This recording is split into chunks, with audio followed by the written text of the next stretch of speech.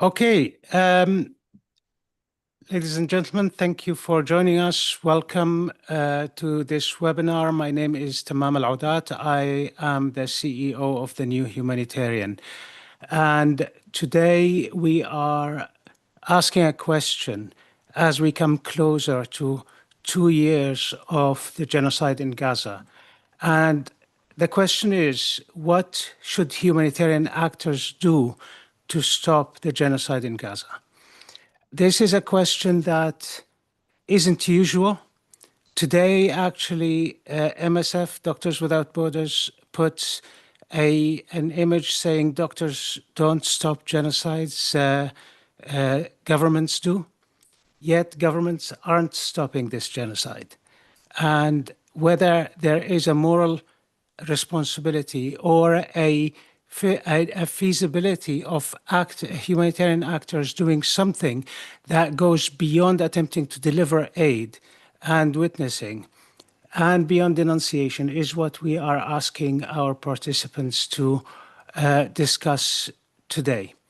I am joined today, thank you to our colleagues, by Freddie Carver, who is the director of the Humanitarian Policy Group in ODI, Overseas Development Institute, Dr. Shahad Hammouri, a Palestinian Jordanian lecturer in international law and legal theory in the University of Kent, and Dr. Philip Proudfoot, research fellow in the Institute of Development Studies and the co-founder of the Accountability Archives. We have had a confirmation from Dr. Halima Begum, the chief executive of Oxfam GB. However, she unfortunately had a delay in her travel and was unable to join us. So an apologies from her, and we would love to hear from her again. We are at the more than 23 months of a genocide that is live streamed and shown to us in the most grotesque details over the past 2 years. The least numbers we anticipate are the 65,000 people killed, and according to Israeli own leaked databases, more than 80% of those are civilians. We know that most of them are also women and children. Israeli ex-chief of staff just a couple of days ago in a speech in a kibbutz has said that they anticipate that at least the number of casualties is 200,000, and casualties here is both killed and injured. There have been research estimates that were surfacing that put the numbers at much higher, several 100,000 higher, and one of them has been circulating that quotes a number closer to 700,000. Even if we don't take any other than the reported numbers in the databases, which are named numbers, named persons killed, there are still many people under the rubble that will only be possible to count later. Yet genocide is not calculated by numbers, it's calculated by a criteria that includes intent. Yet, as we have seen, many of the experts and of the witnesses on the ground and away have declared that the legal definition of genocide have been reached. That includes organizations like MSF, Amnesty International, the ICJ, already more than a year and a half ago have declared the feasibility, the prejudice and risk of genocide on the Palestinian people in Gaza. But also the destruction in whole or in part of a population doesn't only include the direct killing of people, but the prevention of aid, the displacement, and the prevention of conditions of life, conditions that sustain life. Over the past months, since early March, there has been a near total blockade on humanitarian aid in Gaza, which led directly to a famine that was declared in Gaza City and risks the rest of the Strip. The displacement orders continue coming. The destruction, the near total destruction of Gaza City has been live streamed, including all buildings. And some of them, those displacement orders are coming just today, displacing population that is already actively in famine towards yet another supposedly safe area. In the meantime, many of the life-sustaining facilities, including healthcare, have been targeted multiple times. In the middle of that, one of the biggest failures we're seeing is not only the failure to act, but the direct complicity in the acts of genocide by Western liberal governments, the dismantling of international humanitarian law, and the cover-up, whether that is by the United States, the traditional ally of Israel, or by the United Kingdom, which put a red carpet to the president of Israel, who declared that no one is innocent in Gaza before. Institutions like Chatham House still gives a place for Herzog to speak to their public. And the European Union has repeatedly accepted the excuses of Israel, including by the President Ursula von der Leyen, who, according to many legal experts, speaks illegally about the position of the European Union as which she doesn't represent, the foreign policy of the European Union. So the failure of governments leaves very little in the way of what can be done to stop an act of genocide. The question we're asking today is, what can be done by others? And the others here are, in our question, are humanitarian actors, particularly large international humanitarian organizations. Those have had multiple positions, from classical neutrality, where nothing is said and you wouldn't know that there's a genocide if you read their websites, up to quite aggressive denunciations. Yet, denunciations are not enough at this stage. They aren't changing much. There is an effort underway, which is the flotilla, the Global Smooth Flotilla, which is trying to break the siege. And this flotilla has no formal humanitarian actors on board. The only one is an Italian search and rescue organization called Emergency. Otherwise, none of the big humanitarian actors has participated or attempted to break the siege. There is still a delusional conviction that shaking hands with the same people who are causing the mayhem might lead to some kind of access and delivery of effective humanitarian aid. The question I'm going to ask you, and I will start with Dr. Hamouri, Dr. Shahad, what do you think are the available routes for humanitarian actors to influence the outcome? And here I'm not talking only about delivering aid, but about actually participating in ending the genocide. Thank you. Thank you, Tamam, for your generous introduction and for hosting this discussion today. First of all, as you have done, we must start with the recognition of the horror of the subject matter that we're speaking of. As we speak now, over 1 million people are undertaking displacement in Gaza. And as noted by them, displacement is as bad as famine. Children and families, many have lost limbs, and with the most horrendous situation are being forced to sleep on the streets, and with the numbers and estimates of how far this has gone. We also start with the recognition of the utter failure of the international community in handling this live-streamed genocide, and this should really come hand in hand with what can only be described as a very existential reckoning with the primary premises of how international organizations conduct themselves in relation to states. This discourse, as we know it, the humanitarian discourse, has over time been saturated with a fragmented reading of international law that really evades basic principles of self-determination and equality. The sad thing, as you kindly noted, is that many humanitarian organizations readily accepted narratives and readings of international law that deny the agency and the humanity of the Palestinian people in the name of neutrality or two-sidedness.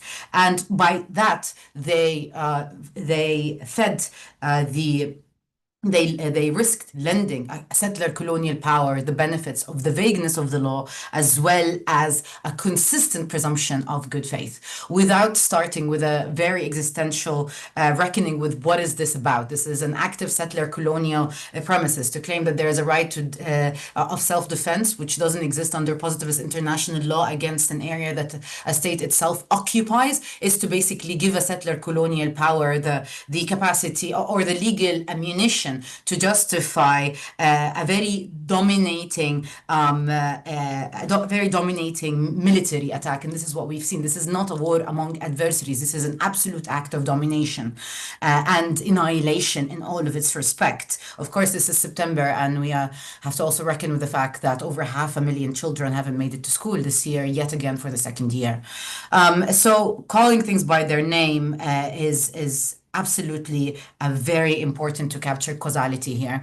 And in this stall, really, there must be a radical change of tactics in how we approach humanitarian work, and the presumption that everyone in this career is a person who wants to contribute towards the elevation of something that we call war and the ultimate destruction of it.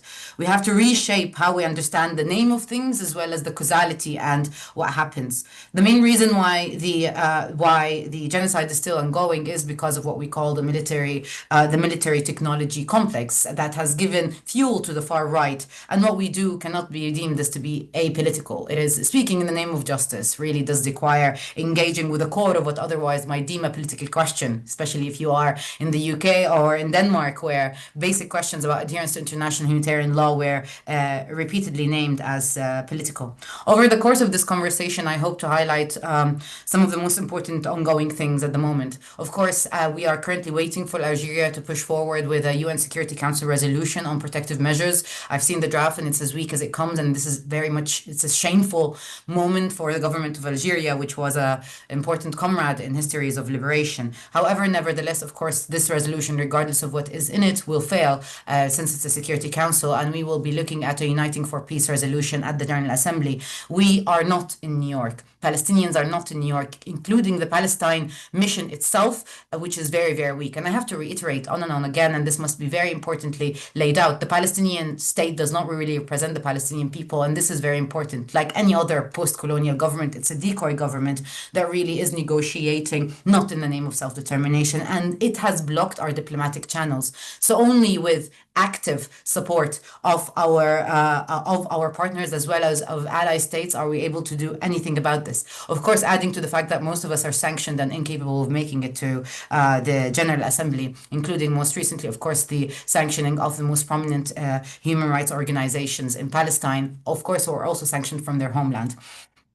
So as we look now in the General Assembly, we have multiple things going forward. Most importantly, and must be prioritized, third state responsibility, arms embargo, economic sanctions. No discussion can go forward without those. The whole of the international legal system is premised on that. How are we supposed to teach students international law going forward by saying that the main premises of it was evaded? And this is not a luxury, this is basic obligation. Secondly, of course, is the support of protective presence inside of Gaza, and this has been a disputed point among people. How far will this go? We are now looking at a form of protective presence that takes control, most importantly, of the borders, that delegitimizes the current schemes that are being put by the Trump regime as well as Gulf states inside of Gaza, and to take control of the primary control of distributing aid.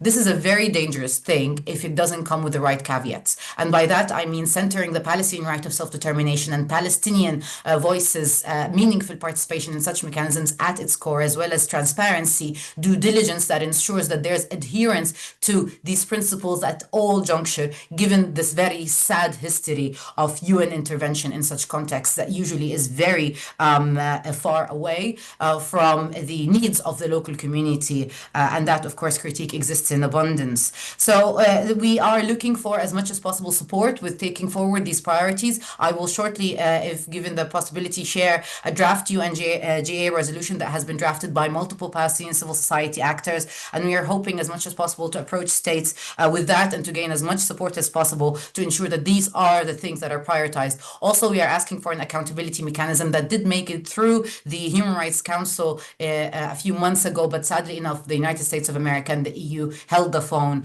up to the Palestinian Authority, and that mechanism didn't make it. And that mechanism is already there. I'm happy to speak further about this momentum that we're building for in the next 2 weeks, and as well as, of course, I'll just quickly finish the point.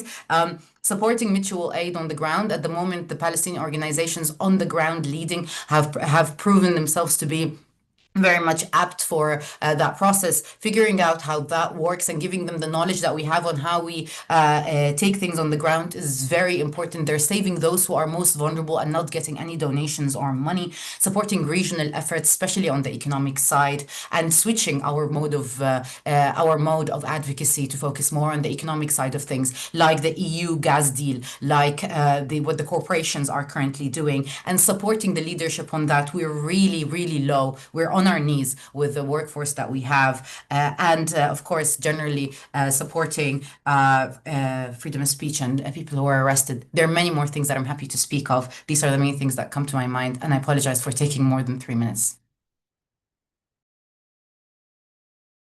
Thank you very much, Shahad, for the quick, and you're right, there is plenty to talk about, and we will have hopefully that opportunity.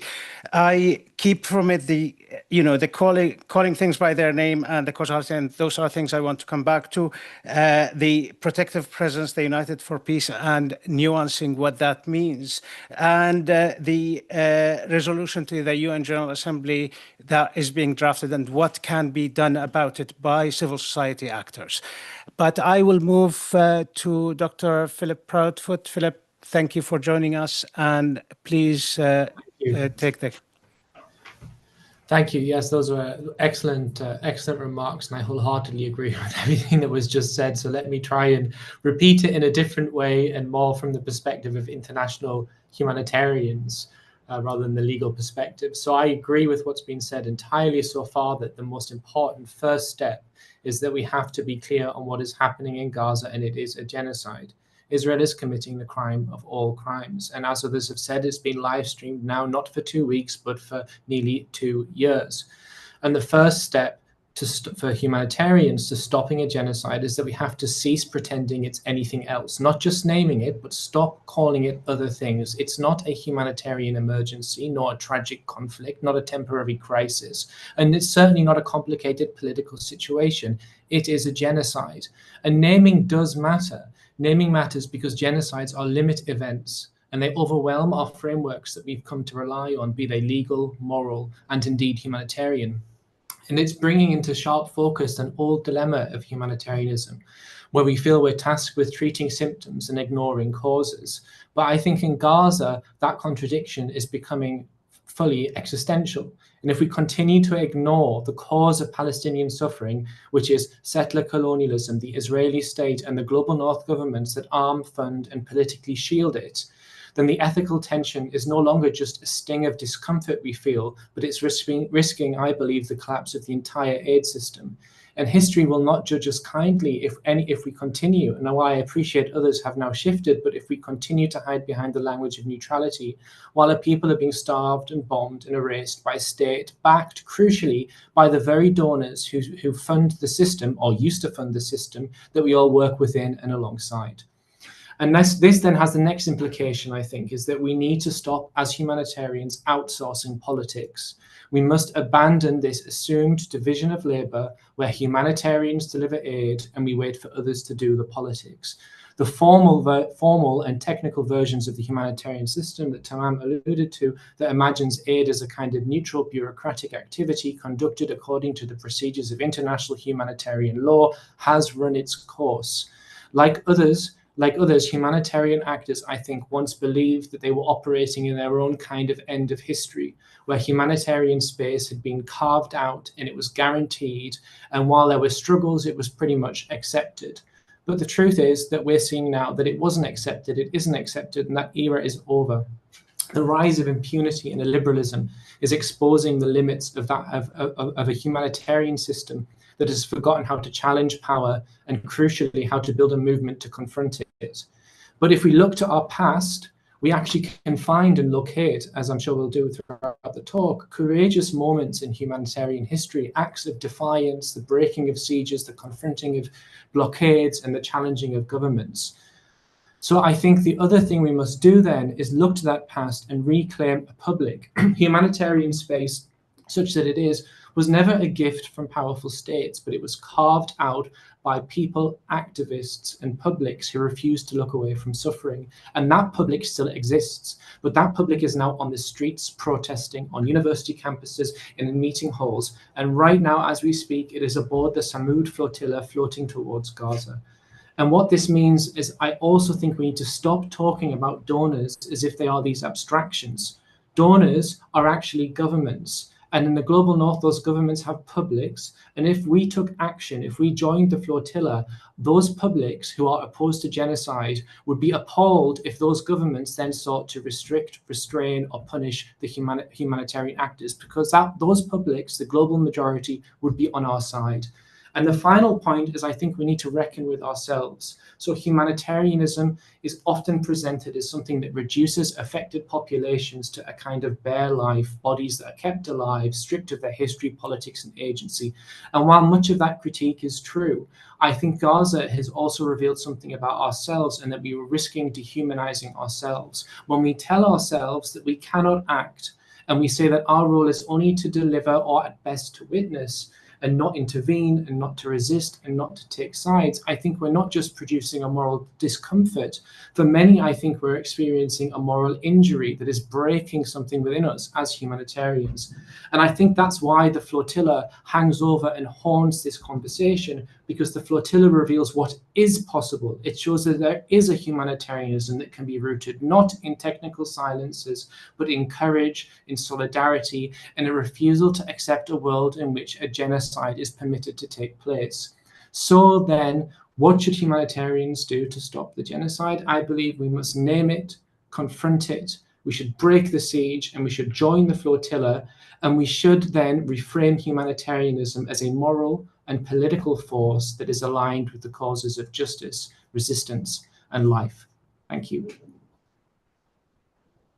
Thank you very much, Philip. And I will come back from that again to the issue of naming, because I think that is the entry point to some of the more potent discussions that have been either agreed with or denied over the past months by humanitarian organizations, but also to the flotilla as a humanitarian or not activity in the coming in the coming discussion. But before that, I will go to Freddie Carver. Freddie, thank you for taking the floor. Thank you very much, Tamam. Thank you for the opportunity today, and thanks to the other speakers as well. I think they've both laid out incredibly powerfully, I think, the challenges that are faced in the response to this situation. And I'm not going to try to repeat what they've said, but I guess what I want to say is from the perspective of maybe humanitarian organizations, I think, try to unpack a bit, I think, how the kind of dilemmas that people are trying to work their way through, and what that means for the decisions they need to make. We actually had a conversation last week, and I think one of the things that we've been talking about is the need to get out of our silos, which I think very much links to some of what's been said before. This isn't a time for humanitarians to talk to each other about the situation in Gaza. We need to look at this in a very comprehensive way. We need to look at it from a political perspective. We need to look at it from a legal perspective. So we need to be talking to human rights agencies. We need to be talking to activist groups. And most importantly, we need to be speaking to Palestinians wherever we can. And I think one of the things that hung over that conversation is, what does humanitarian space even look like in this context? And I think that goes to something you said, Philip. And for those agencies that are delivering any form of assistance right now on the ground, to what extent are they able to do that in line with humanitarian principles? And I think we all know that humanitarian principles are not some kind of thing that are kind of written on stone that we have neat definitions of that we can just stand by. They are constant sets of compromises and discussions. And I think the reality from speaking to people who are operating in Gaza right now is that the compromises are enormous.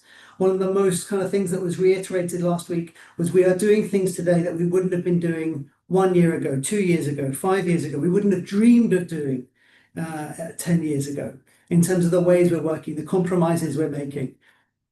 And I think there are the extremity of the challenge, as you were saying, Philip, for organizations that are part of, let's say, the traditional humanitarian system, funded by the traditional humanitarian donors, in the context of a genocide that is perceived as an extension of Western international policy.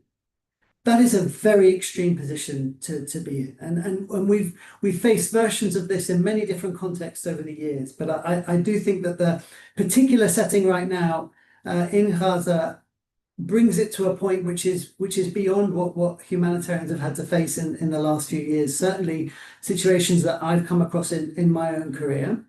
And I think the question that hung over the discussion we had last week is, should we even be there at all? To what extent are we legitimizing? To what extent are the compromises we make part of the policy of the government?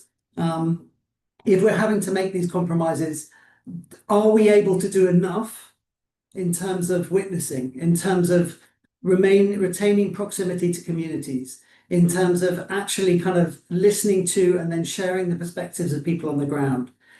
And I think for me, there isn't a single answer to that. I mean, maybe that's something we'll talk about. Whether the idea of walking away is always so challenging in a humanitarian context. But I think the bar for what humanitarians should be expected to do, to deliver on things like principles of humanity in this context, needs to be extremely high. Are we doing everything we can to represent the views of Palestinians? Are we really able to get access in a way that is meaningful?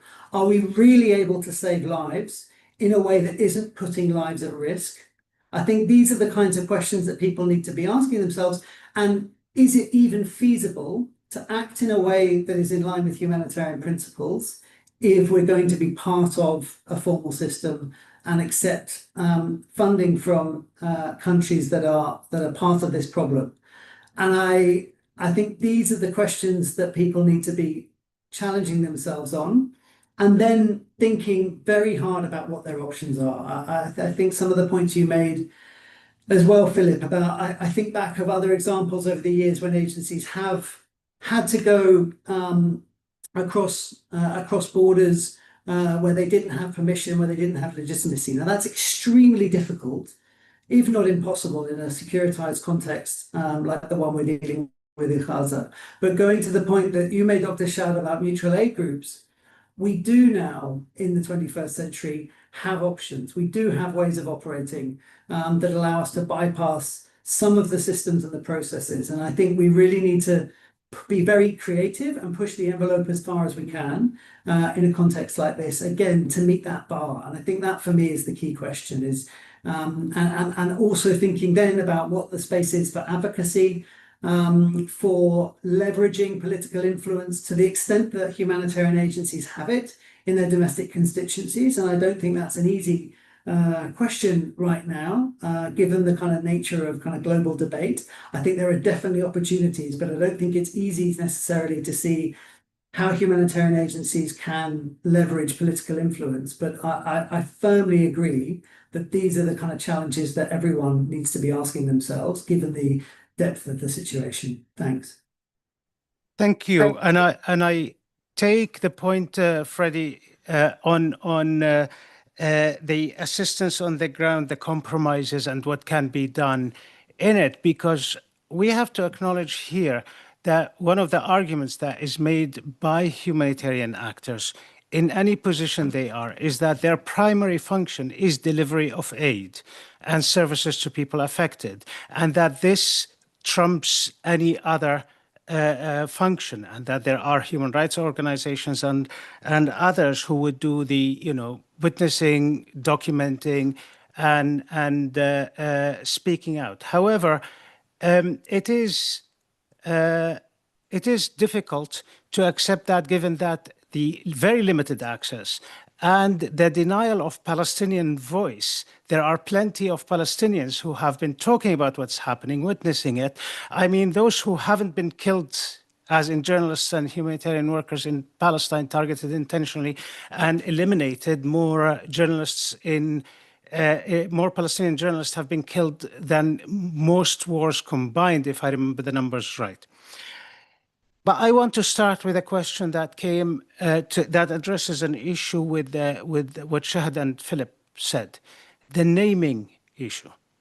And I want to recycle an argument that I've heard many, many times so far.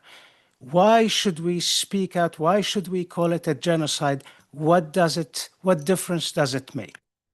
And I've heard that from people who are hiding behind it, and from people who are very concerned about it.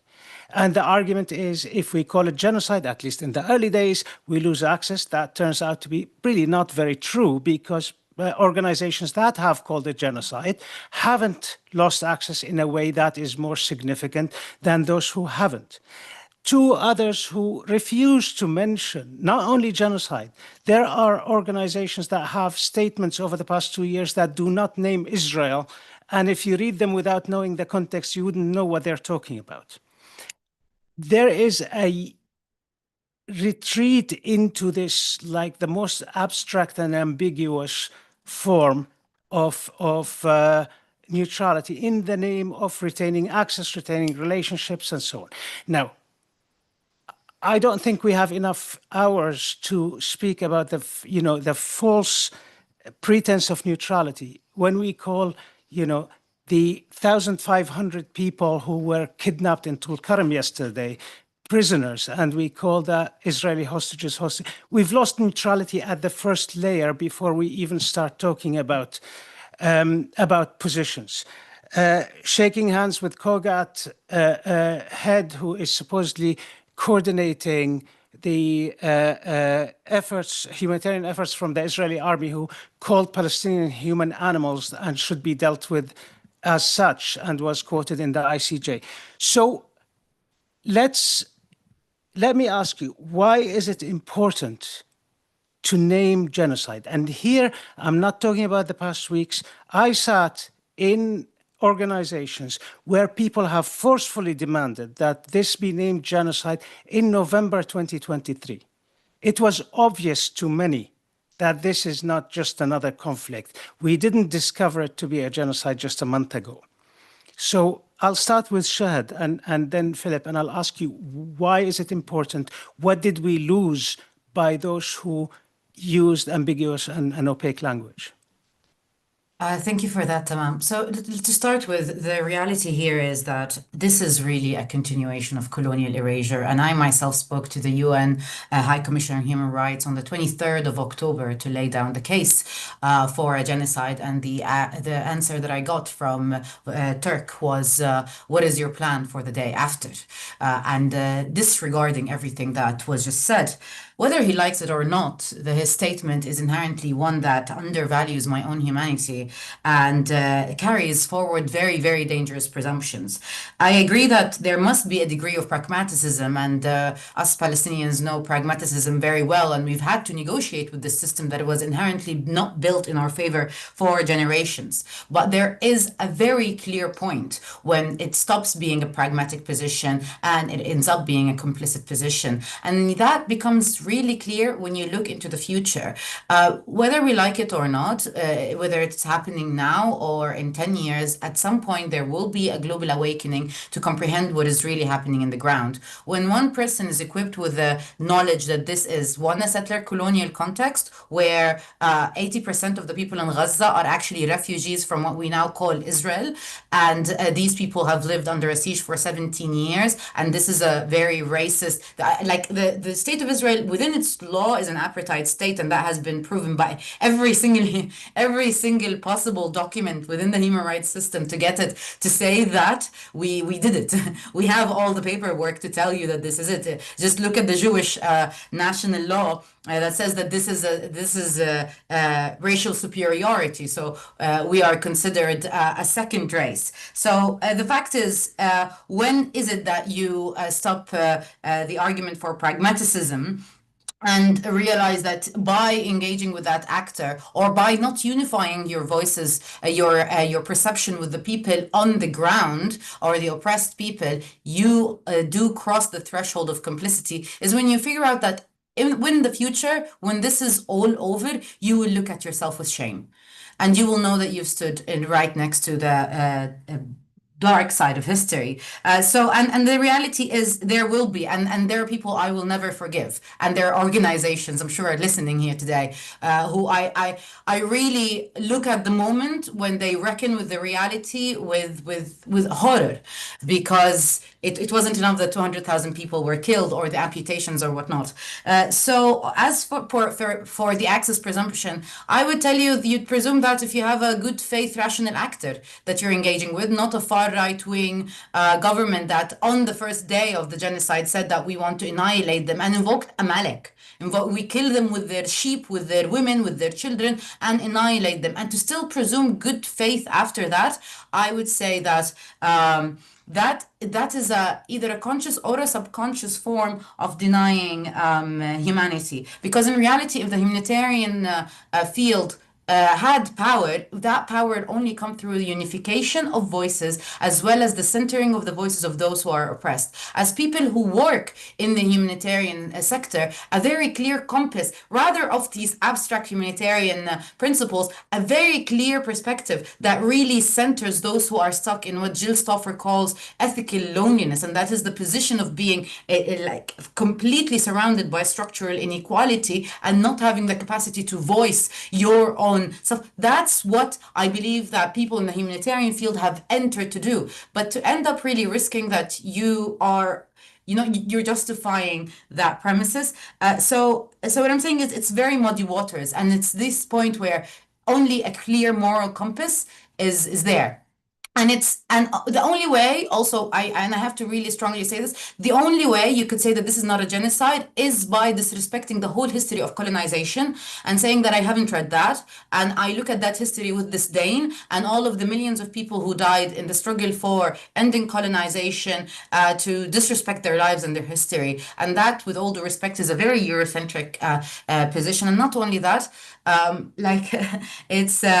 one conversation with one person in Gaza is enough to invoke the things that we only thought exist in epics. So for those who still are afraid to say the G word, not only there's the G word, what is an illegal occupation but alien domination and subjugation, aka colonialism? So you're basically denying both history and ongoing reality, shaking hands in something, shaking hands with a very bad faith colonial actor. And not only that, history will judge you very, very, very harshly. And your whole discipline, which is as we know it today, is it's as UN rapporteurs said months ago, almost a year ago, the whole of the international legal system is at a knife's edge. So are you willing to play that game, or would you want to be on the right side of history? I know that's not the most practical answer, but it's the first one that really comes to mind, and it's still very, very, very shocking. Whoever still cannot see that an army of over 20,000 amputated children with amputated limbs is not a sign of a regime that wants to ethnically cleanse people or have read history. It's a shame. You don't see me as a human being, I guess. But yeah, sorry. Thank you, Shad. Philip, before I come to you, in the New Humanitarian, last December, we have published an editorial saying it is complicit to not name what is happening. And that many didn't. There were the development afterwards. Last July, I've written an argument saying denunciation is not enough.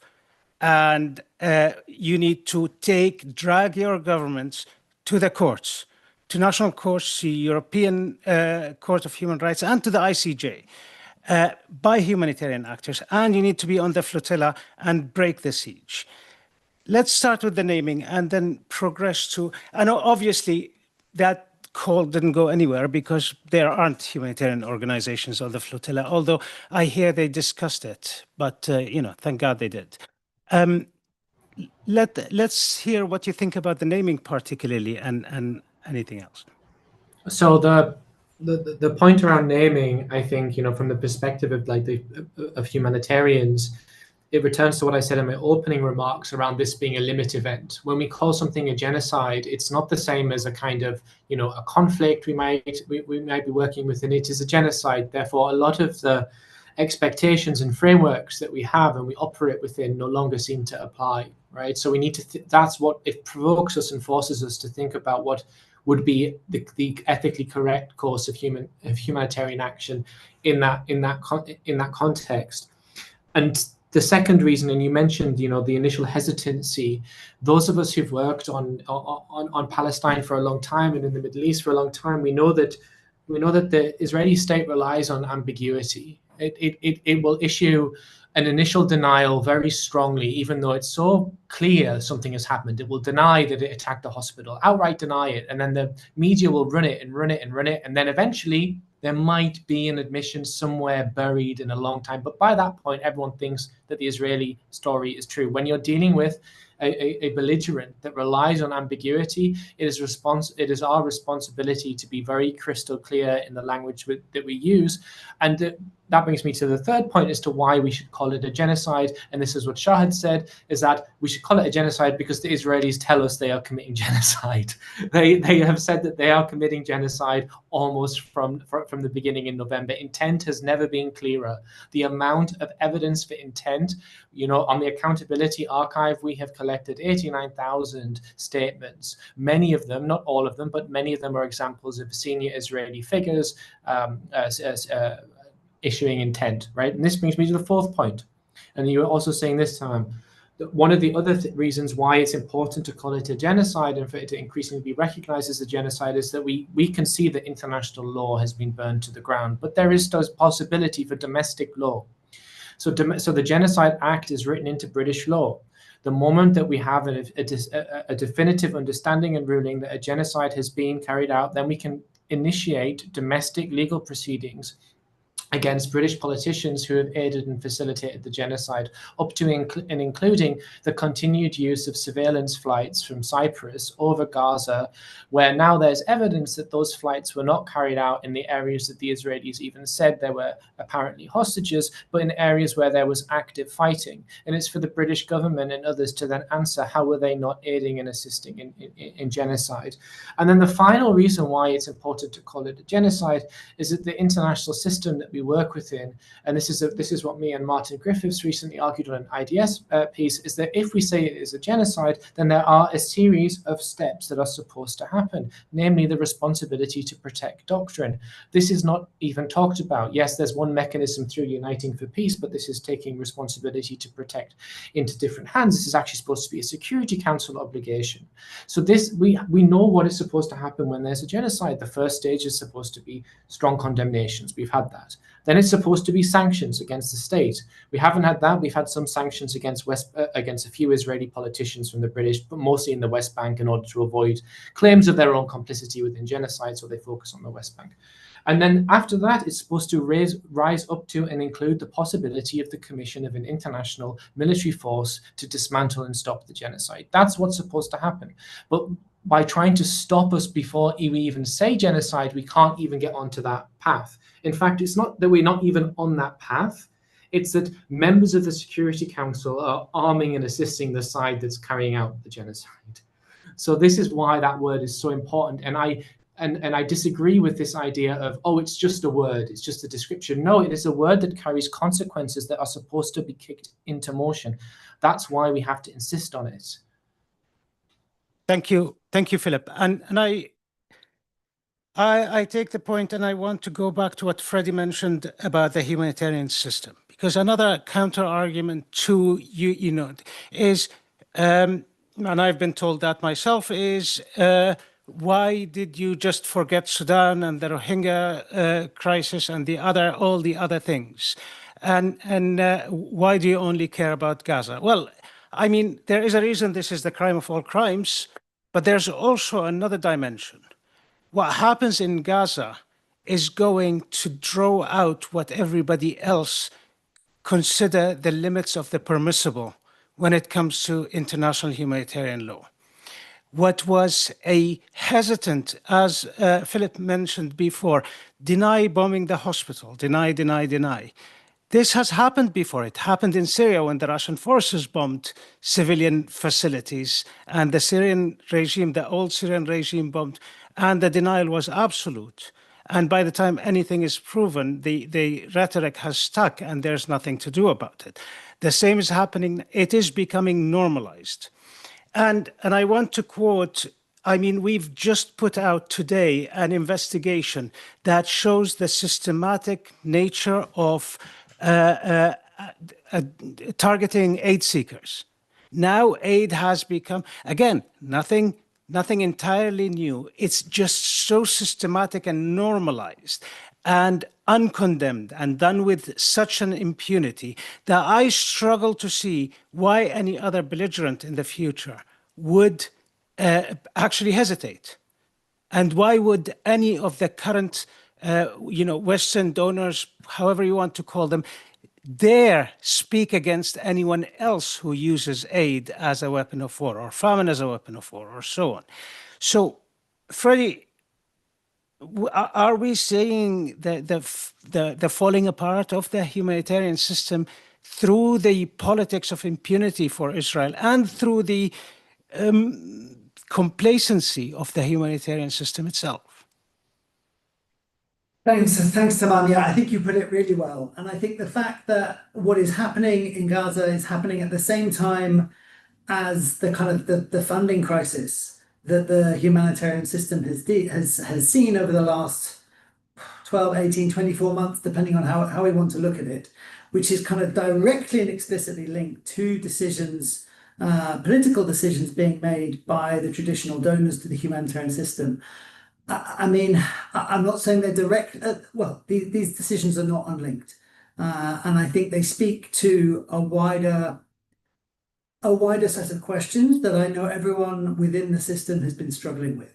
The challenges that I think all organizations know is that at a time when you're unclear of your ability to survive, of your ability to employ people, of the future of your kind of family, your colleagues' livelihoods, it becomes increasingly challenging to kind of step back and think about some of these wider questions. But there are many people who are, and I think we absolutely have to. And I think it raises a set of questions about what is the humanitarian endeavor right now? What is the humanitarian initiative? And to what extent is it a delivery vehicle for goods and services, patching up the worst excesses of the 21st century world? There's a version of the humanitarian system that is that. And I think if that's where you are, then that has a set of implications for how you behave. But I think most of us, most people who are kind of part of the humanitarian endeavor, or continue to call it for reasons of vocation, feel that there's something more, feel that there's something in there around solidarity, around being present, around a kind of a embodiment of human compassion.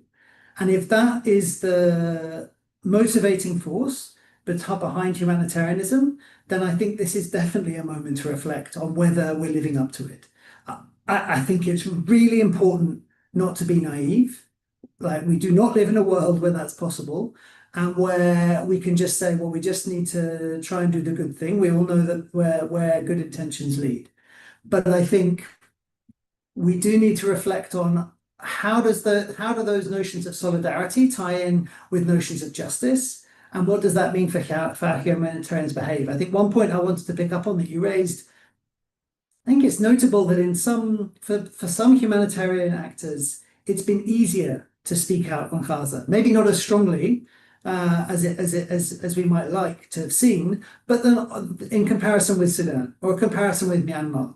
And I think that that's also something we need to reflect on. What is it? Why is it that the kind of particular politics make it easier to be more vocal?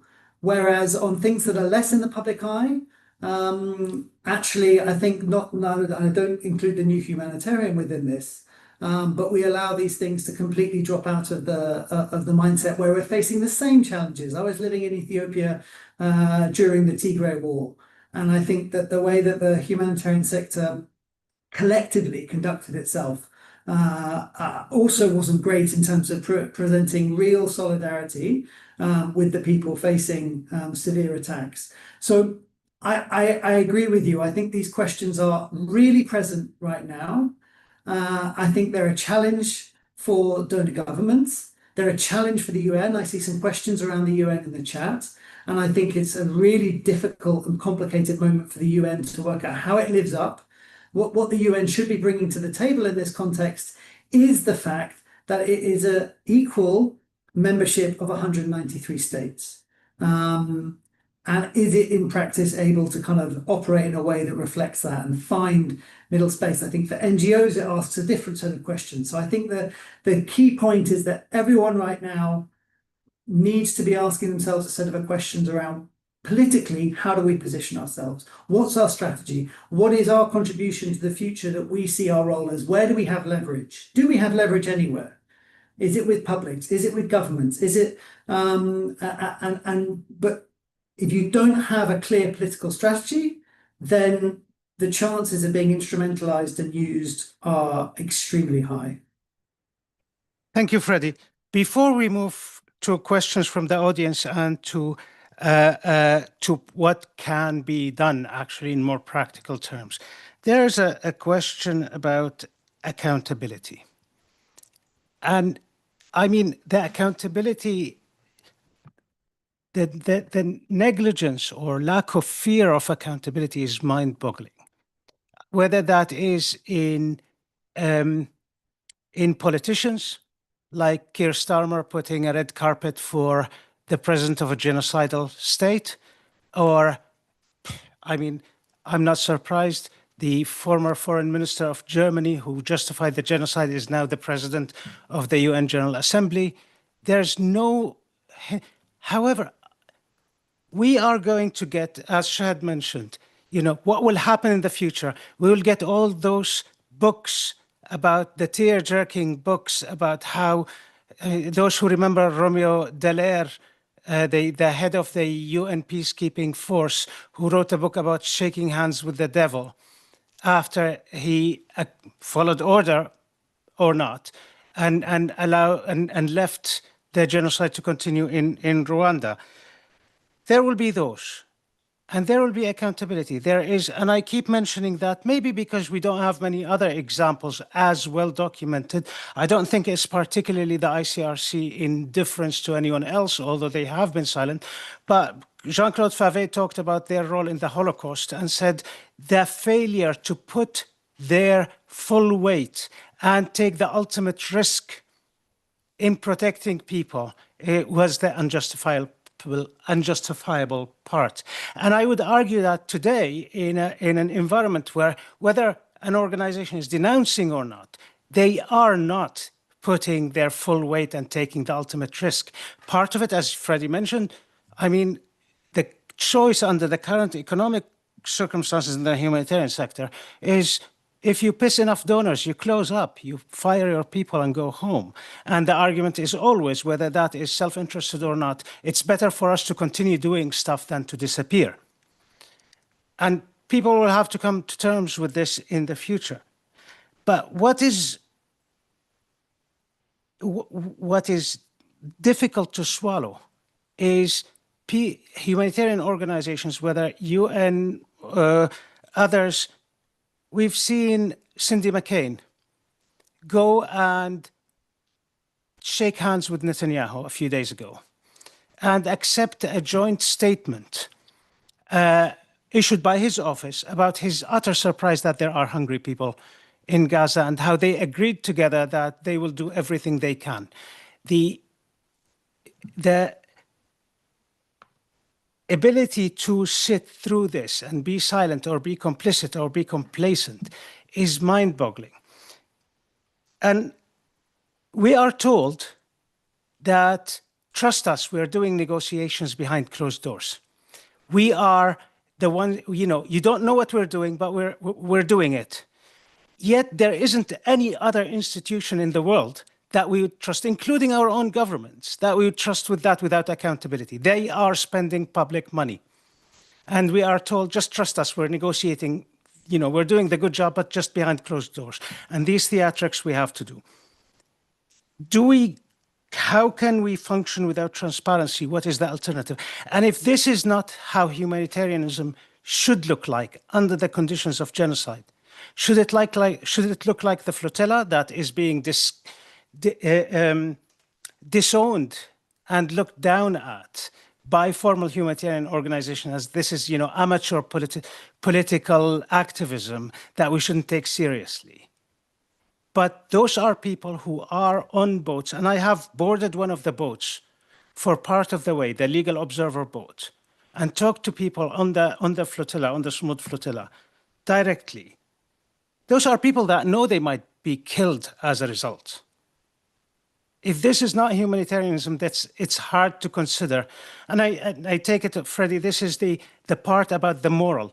The problem is we want, as a humanitarian system, to be considered a delivery mechanism. Let us deliver when it suits us. But we want to carry the moral argument, occupy the whole moral space, and leave no part of it for activism, for other kinds of political engagement, and so on. So I'll go back to Shahad and ask, what transparency and what accountability should we demand of the humanitarian system who have a serious risk of being complicit in this genocide? A big question, Tamam, a very big one. First of all, we're close to a moment of reckoning globally. It's already happening, and it's happening among the young more than the old, and people who we can call the majority of the world, who could see the reality, are disgusted by the reality, and are quite angry of it. Whether we like it or not, at some point there will be an accountability mechanism here to speak of. And I just want to note that personally, I wasn't this surprised, because if you study the history of IHL, you find that Henry Dunant himself was a colonialist going on his way to Algeria to solicit his business via Napoleon. So the fact that the system always tolerated the dehumanization of colonized people is the system working by itself. The same story happened for the Kenyans, the Algerians, as well as the Angolans. Everyone who tried to use IHL in the context of colonization was specifically faced with so much pressure. With completely being ignored. So the question now of how is it that we will see accountability towards them? Prior to this accountability, a reckoning has to happen. And I would argue that the case of Palestine, and you pose this question, what makes it so special? It's a very case of extremity that sheds power relations bare, but also two, it's a classic case of colonization in the age of neo-colonization. By that I mean it's a classic case of the use of physical coercion, as in it's the classic tactics of it's not that you want to use your liberal trade or investment to ensure that these people cannot establish their self-determination. You use direct force of ethical cleansing. And the reality is the fascistic line that Israel is live streaming to the whole world has a very short lifeline according to the history, because how long can you uphold the system? How long can you do this? And the Palestinians, even if they're all killed, if there's just one, they will still keep on saying, no, we want our dignity, we want our land, and it's our duty to our ancestors. So first of all, there has to be a reckoning with that reality that I just described among a huge amount of people, including those with the leverage. You asked what is the leverage of people in the humanitarian sector. The world listens to them as a moral compass, and their strong unified position does matter. And it's very sad that NGOs would rather have played pragmatism rather in the donor dilemma, rather than actually establish what they were made for. risking being used as humanitarian camouflage and toleration of medical lawfare and the whole thing. Really, Al-Ma'madani massacre in late 2023 is when all the people in Gaza say that humanity was like it was killed. Like that's when we have the bar set so low. So the accountability for those big international organizations, I think, ought to start with one, people in the same field hosting what we would call a form of people's tribunals in order to conceptualize and articulate what this form of complicity means. It's we still don't have the words to describe it really, because the whole system is made in a way where we're not able to describe it. How is it that a humanitarian organization is found to have facilitated indirectly a genocide or tolerated the genocide? But I think developing the vocabulary is already happening and it's coming really close, because the critical scholars are being pushed to the forefront, and now we will have that. So I think they will not only, so there will be people's tribunals, there will be reckoning with that, as was the case with South Africa, as was the case of anyone who shaked hands with colonization. But also, I think this is so big and so bad that going to the future, we will need to ask ourselves, everyone will have to ask, and your children, all of our children, ask, what did you do to stop this? And when the answer is, I negotiated and bought colonization more time, which is what bad use of humanitarian mechanisms, as Freddie noted, you risk being used as a mechanism that would, a humanitarian camouflage, you buy them time. And justice delayed is justice denied. And that form of passive, let's say, acceptance of atrocity and its basic contradiction will mean killing your whole basic primary premises as an organization. I don't think anyone can survive that contradiction going forward. And our job is to ensure that the public, as well as the people within the industry, have the language and the capacity to challenge that and demonstrate that contradiction, so that the next generation will not have to live through this. Will not have to handle something as complicated as such hidden hypocrisy and facilitation of this, let's say, tolerance. And the saddest thing is I've also engaged with organizations that were like, it's not a genocide until a court says it is.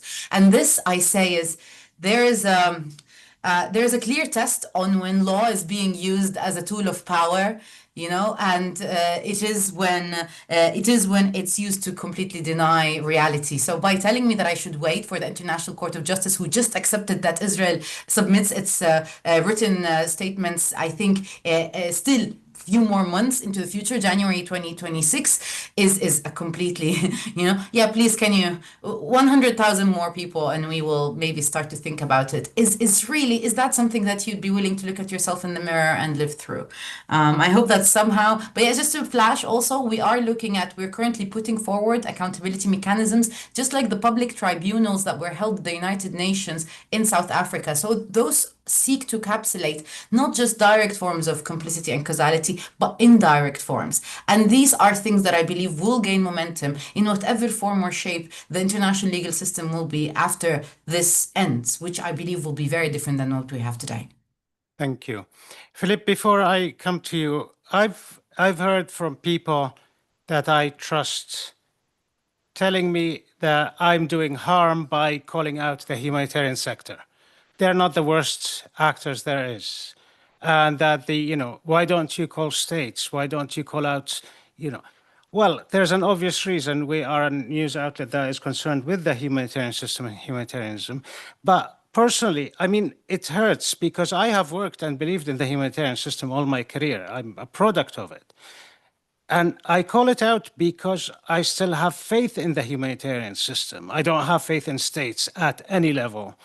And that's being proven every day. But I still have a faith that the humanitarian sector would do something good. And that as much as the harm of the hesitance and complacency, there is still a hope. And this is what we're asking today. So I want to ask a couple of questions from the audiences, and we have plenty of those. Professor Michael Barnett asks is, are there other cases where humanitarians have been able to move the needle in similar circumstances? Bosnia, Rwanda, South Sudan, and Sudan, Rohingya. And greetings to Professor Barnett. I mean, he's one of the teachers on the history of humanitarianism. One of the obvious things is MSF asked for a military intervention during the war in Rwanda. And this is documented meticulously in the Speaking Out case study that MSF put out, and all the trials and tribulations of them asking for a military intervention. Didn't work out well.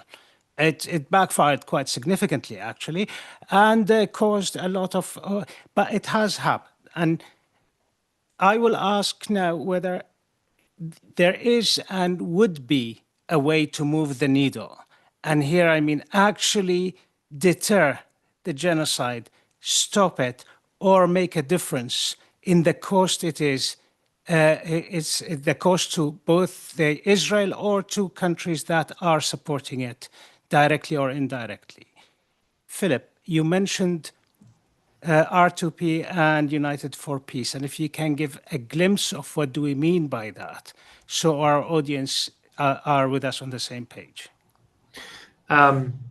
So if I can briefly, just on the question of moving the dial as well, I think that as Freddie was describing this distinction between the kind of delivery mechanism of humanitarianism and the moral mission of humanitarianism, and this is kind of responding to Michael Barnett as well. Of course, I'm a great admirer of his work, but he probably knows everything I'm about to say. But the humanitarian, they actually work in together, right? So that before the invention of this thing that we call the humanitarian system, we didn't necessarily think, for example, that we ought to care about the suffering of others.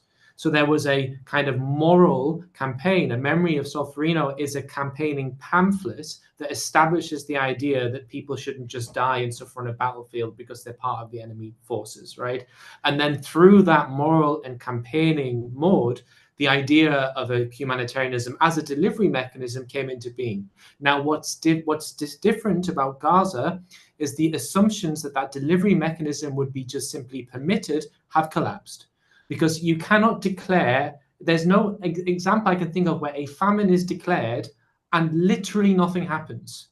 And not just the use of the F word as a kind of activist, oh, I'm just saying the F word, I'm saying famine all the time to get, no, this was an IPC declaration of famine and no substantial pressure or relief came afterwards. And that is shocking. And I know that many across the sector feel absolute shock that it was that has not led to any shift. Now, the question of what can we do?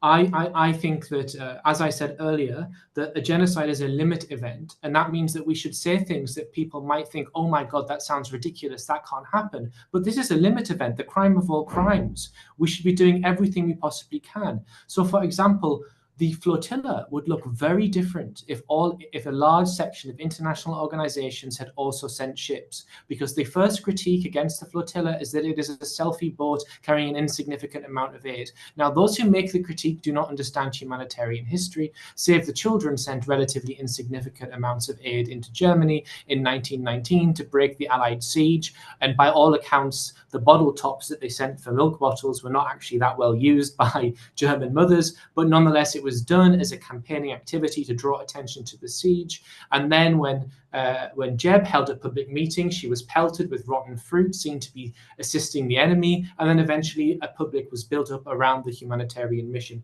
Now, all that stuff that was built by our humanitarian ancestors is now collapsing. Therefore, we have to look to the actions of those ancestors to figure out how can we rebuild the space where those who envision humanitarianism as simply delivery can actually deliver, because they can't deliver in Gaza. And responding to that by taking boats with not an insignificant amount of aid, but a vast amount of aid would probably do it.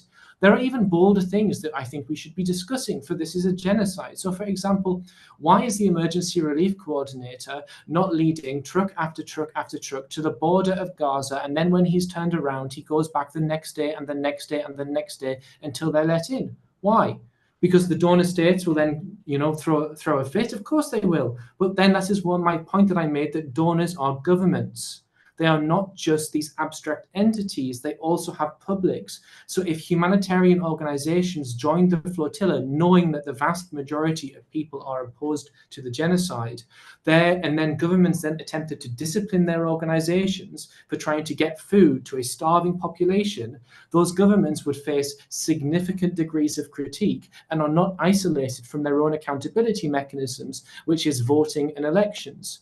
So there's the idea that we are completely powerless, or that that if aid organizations joined the flotilla, that this would somehow weaken the credibility of the mission. The credibility, the technical part of the mission is gone, or it's going, and we have to be bolder, much bolder now. And we should consider these possibilities in this limit event. So that's my position, and I think that humanitarians are always moving the needle. The problem now is that the needle is way over here, and we're here, and we need to get back to the needle. Thank you, Philip.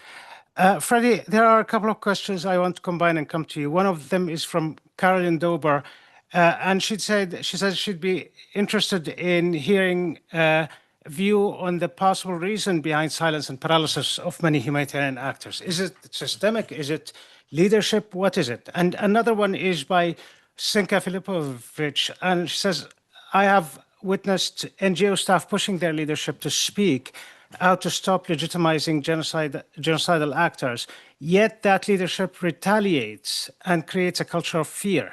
What advice do you have? And you know, how do you agree with that? Is it a problem of leadership, a problem of systematic, degradation into like hierarchical, authoritarian organizations? What is it that is preventing people from doing something more?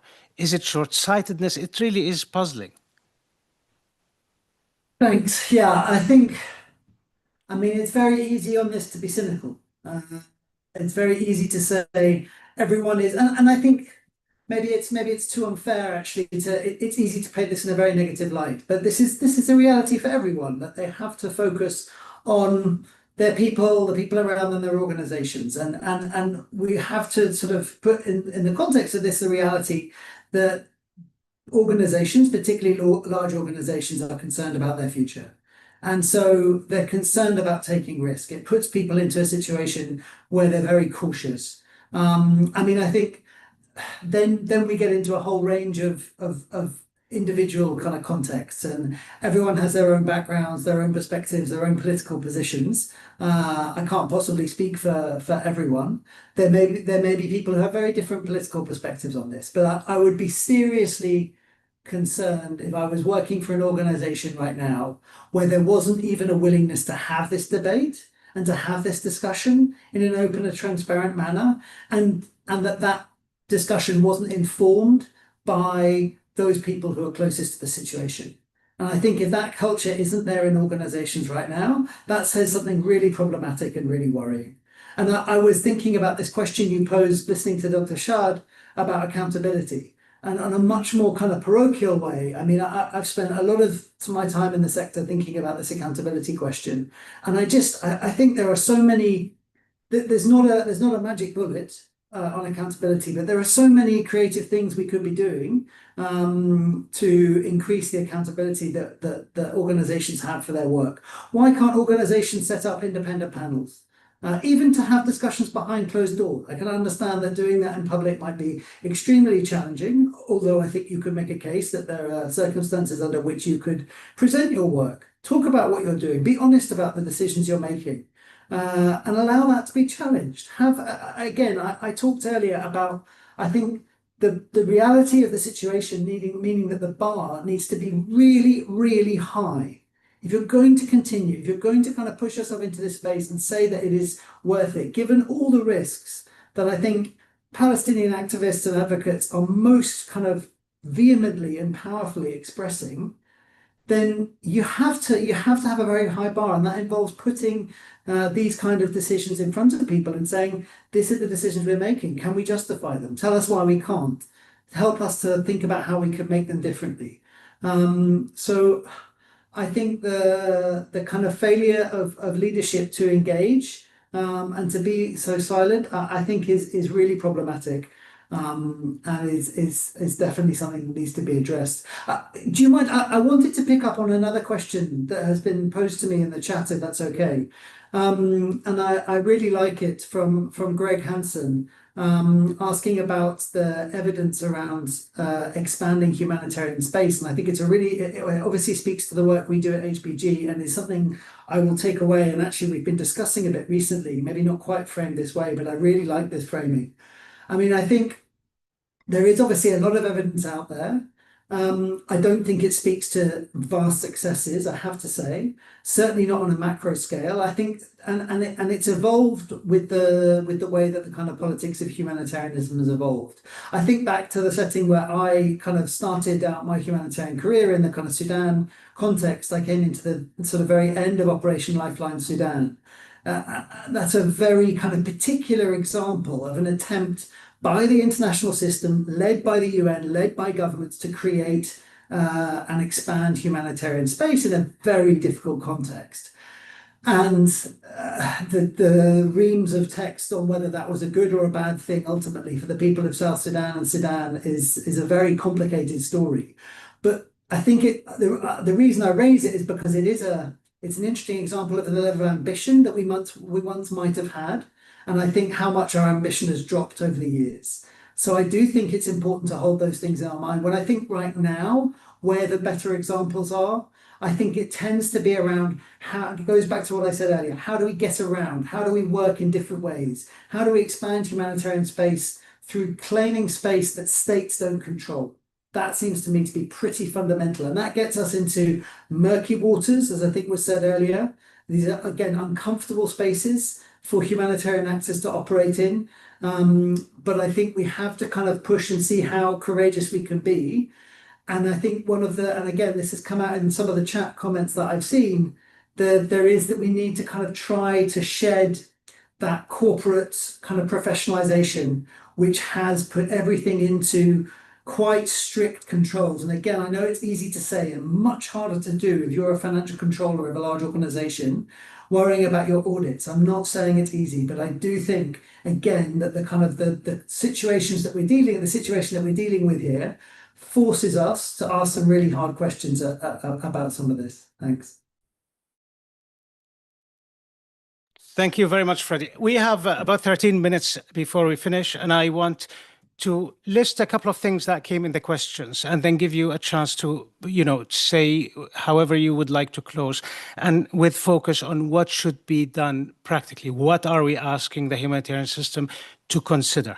There's a question that comes on, one of the arguments is if we speak out or do something, we put our Palestinian staff at risk of retaliation. Now, just to be clear, the Israeli authorities have issued the new rules on humanitarian aid, and they demand that NGOs supply them with the names of their Palestinian staff, which would be,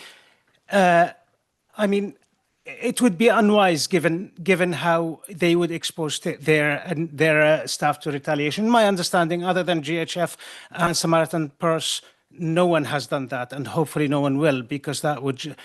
But that brings us to people on the ground. Shad, you talked about that, and I've been exposed to this whole idea of we justify almost everything by saying, I've talked to our Palestinian colleagues.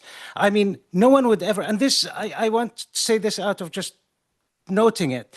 I can't say I've spoken, I can't talk to Philip and then say I've spoken to, our British colleagues and this is the British opinion. But we find it bloody easy to say, having gone there and then having talked to someone in the West Bank and say, our Palestinian colleagues think we should do this in Gaza. There is a uniformity. This is the normal colonial voice that sort of homogenizes. And I think it is a risky argument to take. But also to talk about delivery of aid, because I do not want, and I've fallen into that trap. In frustration, one talks about all the problems, doesn't talk about the whatever good that has happened. And there are hospitals that are still, well, the past few months have been very difficult, but there are operations, hospitals, and aid that has and is being delivered by organizations that are still on the ground. The argument is not that this shouldn't be the case. The argument is what is beyond that under the circumstances, particularly in, and here I use the example again. I've talked to the head of mission of emergency, which is an Italian NGO, which is the single NGO that have redirected one of their search and rescue boats to go with the flotilla. And they have a clinic in Gaza. And I asked them, don't you fear for your clinic? And they said, yes, we do. And we fear for it whether we went or not. Contrast that to the position of MSF, who didn't join the flotilla, but who spoken out publicly, to that of the ICRC, who didn't join the flotilla. So the argument that this will prevent access or protect mission is very relative and not consistent. Now, I will want to ask you to please conclude. We have about 10 minutes, so 2-3 minutes each, and just tell us in practical terms, if there is some of our audience who are policymakers or people who will push their leadership, what should they do? What is the next thing? And I'll start with Shahad. Thank you. Thank you for that, Tamam. So it is clear that we're stuck in this self-referential system whereby institutional structures are taking up the space. Well, it's me, not the institution. Sorry, it's the institution, not me. It's the system, not me. And what must be realized is when a lot of people do engage in that way, we lose track of why is it that we are doing what we are doing, and what is it that we really stand up for.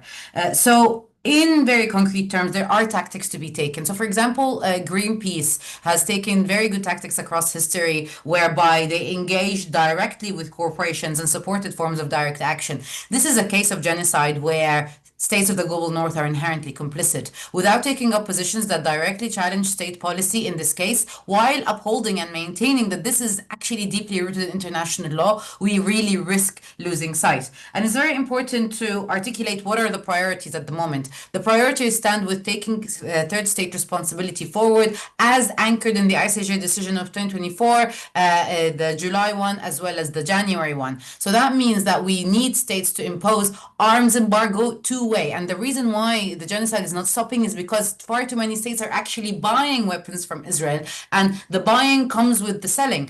So unless we stop it both ways, including dual-use technologies, and focus our efforts on that in one way or the other, energy embargo as well, economic sanctions, unseating Israel from the United Nations, as well as seeking accountability mechanisms, the anti-apartheid mechanism, and protective presence. If protective presence were to be taken forward, we need the genuine engagement with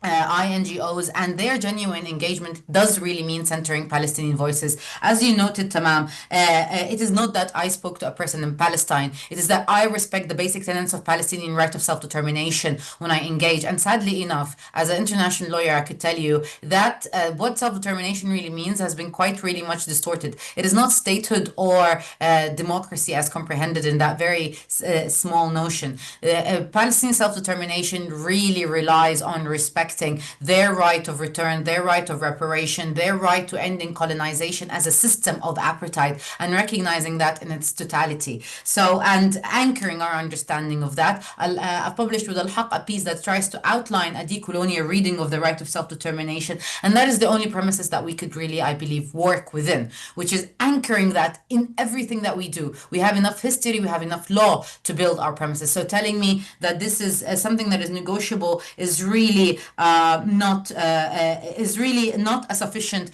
way. And if Israel says that it will only engage, so it needs information about the Palestinian staff or whatnot, these are illegal things. Take them to the courts by trying to say that, and by mishandling humanitarian access. That is a war crime. So if a state asks you of that, you don't have the duty to adhere. And if everyone does that, then Israel is yet again stuck in a position. It doesn't work with any of us. So why are we trying to please it, except for pleasing a very genocidal rhetoric that sadly most states, including the UK and the US, as well as the EU in its totality, are now complicit in genocide. So we need to really reckon with what does that mean. We are taking money, we are employed, and we are engaging with states who are directly complicit in genocide. So keep that in mind. Really listen to the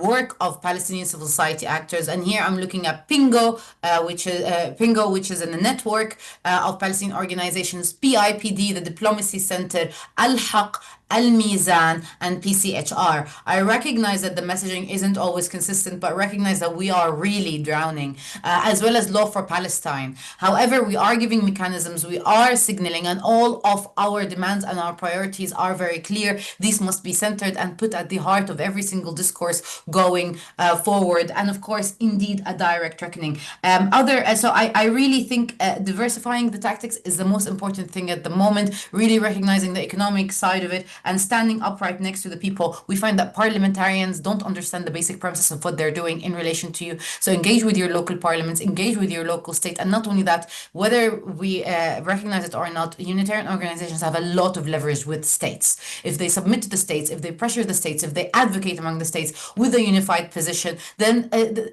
we have a chance of making this reckoning happen much faster. Every single Thank word you. of truth, will take us closer to ending this genocide. Thank you, Shahad. Thank you very much.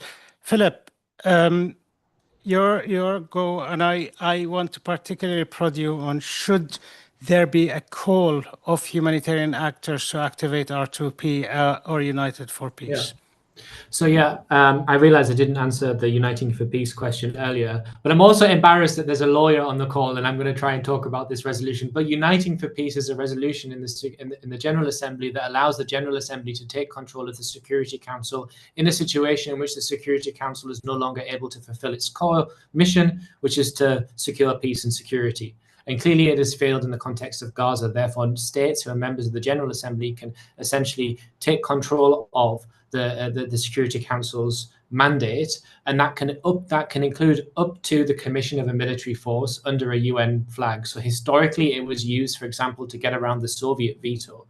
So when the UN sent an army into Korea, it was used the Uniting for Peace resolution. So there is a mechanism within the UN that allows for doing some of the sort of more military forms of intervention that some might now believe is necessary, which is the Uniting for Peace resolution. And I believe that it is time to do Uniting for Peace. I mean, it's well past time, to be honest, because clearly there should have been a military intervention to prevent genocide much earlier. And then, so other practical, very practical things that I think the humanitarian system can be doing is that speaking to various organizations with people on the ground, there needs to be, I think, a kind of a coherent approach to the gathering of data and evidence, because humanitarians often have things like very access to power, internet. They have the ability to be gathering evidence of war crimes, and it should be systematically gathered, collected, preserved on a single system, with that information then submitted to the ICJ and the ICC.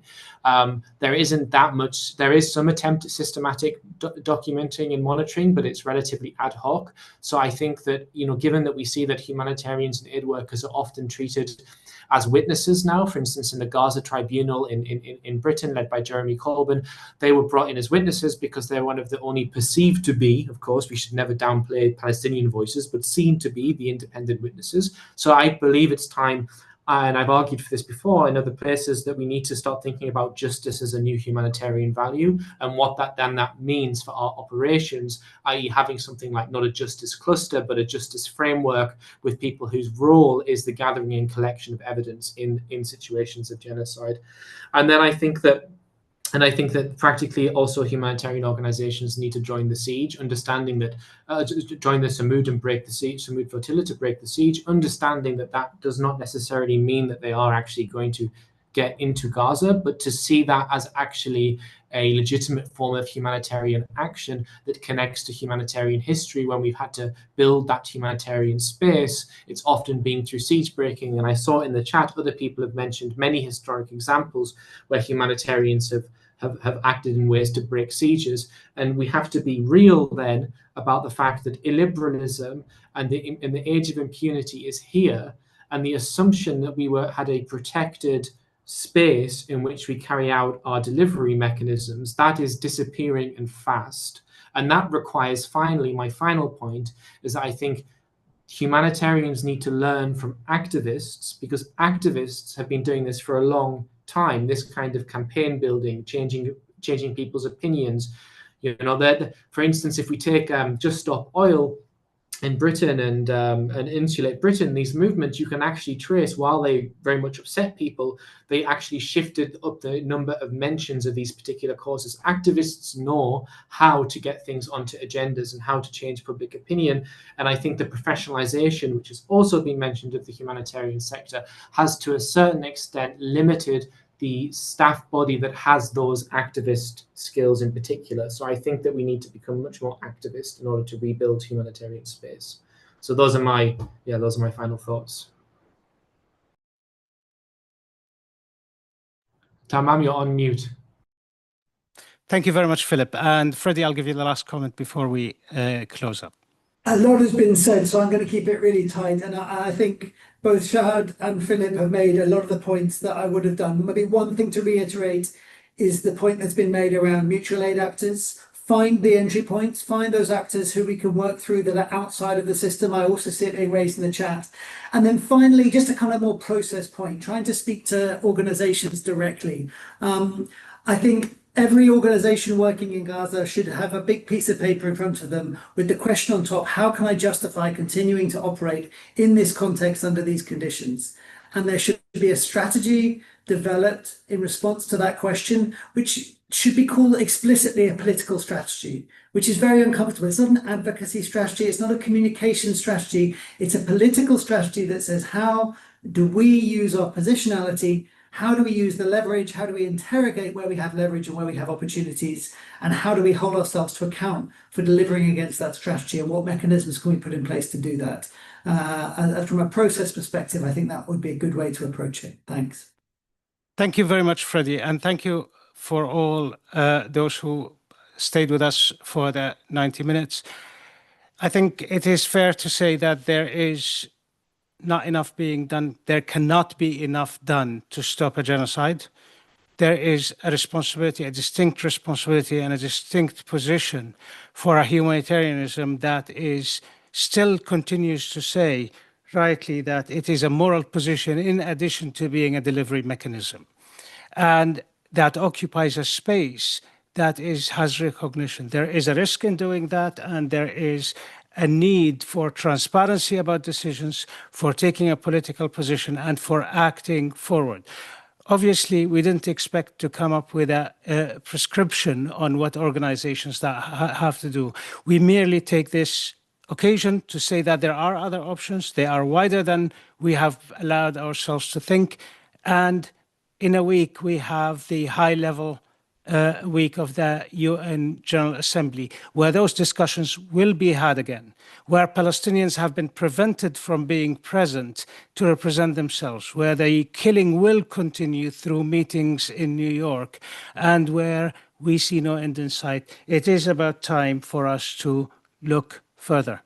I apologize to all those who asked questions. I had my amazing colleagues compile a lot of the questions, and I will use them. I will deliver the questions to the panelists, and I will ask you to help us work through those as well, because this is not a conversation that ends in one day. My deep, deep gratitude to my colleagues in the New Humanitarian who make this possible every day. Please go and read the investigation by Riley Sparks on the targeting of aid seekers and the witnessing from our colleague, from journalists in Gaza, that is happening regularly. And Shahad, Philip, Freddie, thank you very much for being with us today. Thank you for having us.